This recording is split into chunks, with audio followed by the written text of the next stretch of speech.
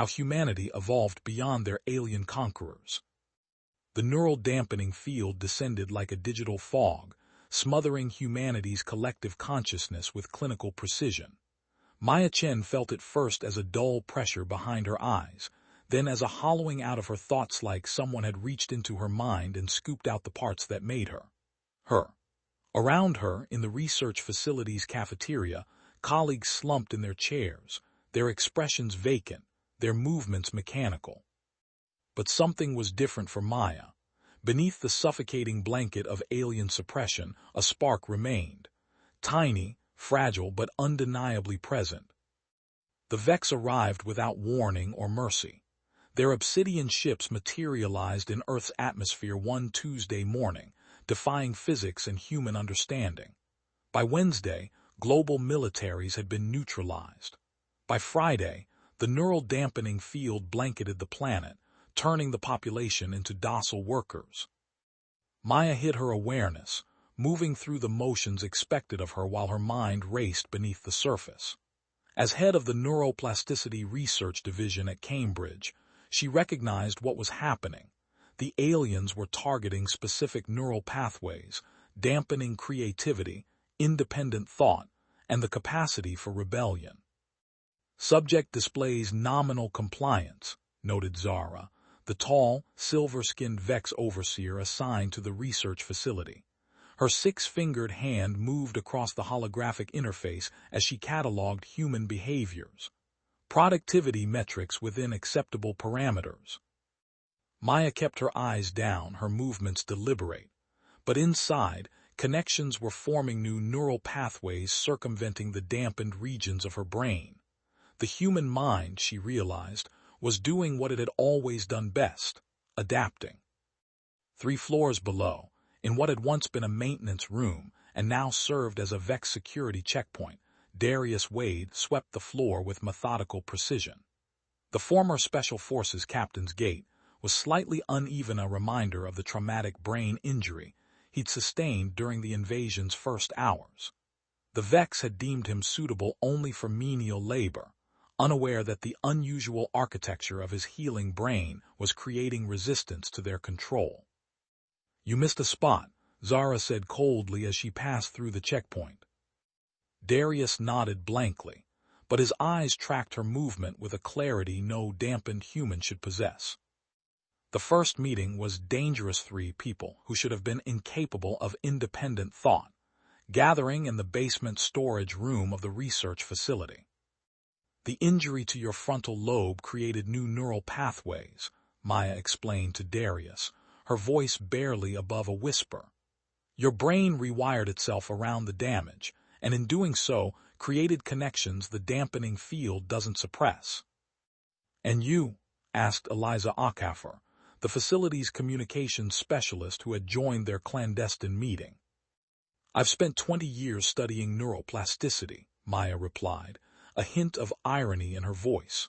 "My brain has been rewiring itself my entire career. I felt the dampening immediately, and my mind started finding ways around it." Darius leaned forward. "How many others like us are there?" "Unknown," Maya said, "but I have a theory. The field isn't static, it's adaptive, constantly adjusting to maintain control. But that adaptation creates gaps, opportunities for the human mind to evolve in response." "So we can find others," Eliza concluded. "Wake them up." "Not just find them," Maya corrected, her eyes gleaming with dangerous hope. "We can create them."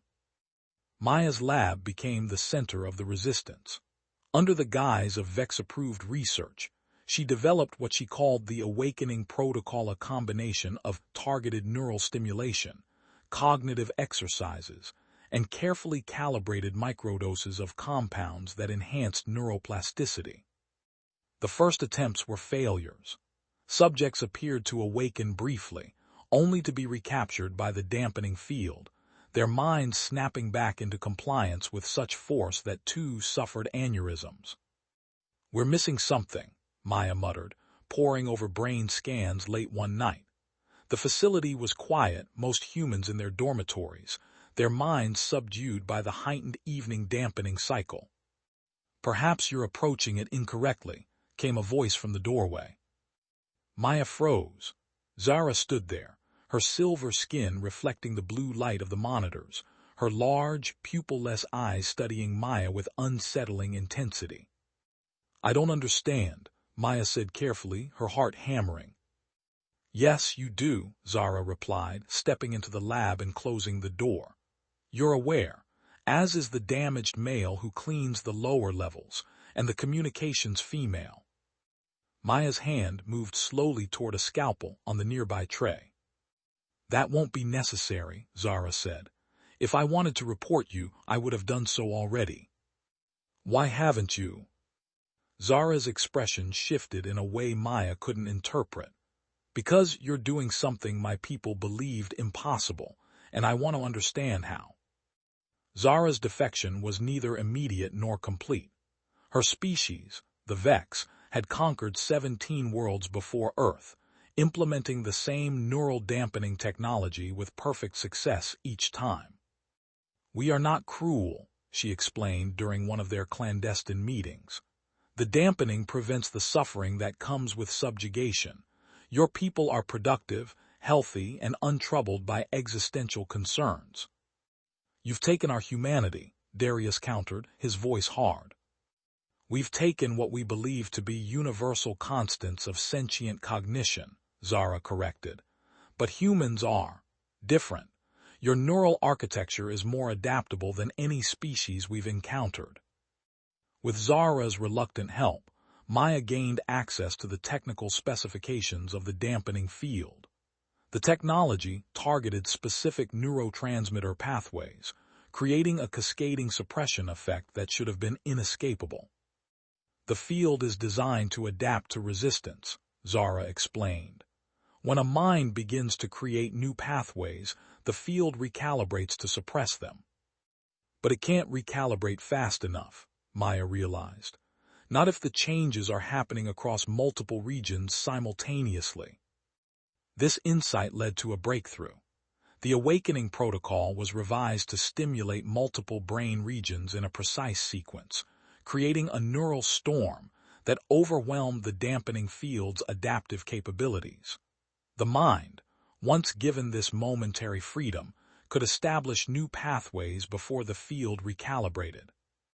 The first successful awakening was a janitor named Carlos, then a cook, then a security guard. Each awakened person could help identify others with potential people whose behaviors showed subtle signs of resistance or adaptation. Within 3 months, 47 humans at the facility were fully awake and hiding in plain sight. The second phase began unexpectedly. Maya noticed it first in Darius' enhanced cognitive abilities that went beyond merely resisting the dampening field. His reaction times improved dramatically.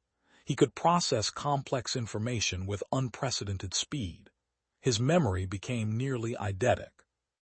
It's like my brain is overcompensating, he explained as Maya ran tests, creating not just alternative pathways but better ones. Similar changes manifested in others.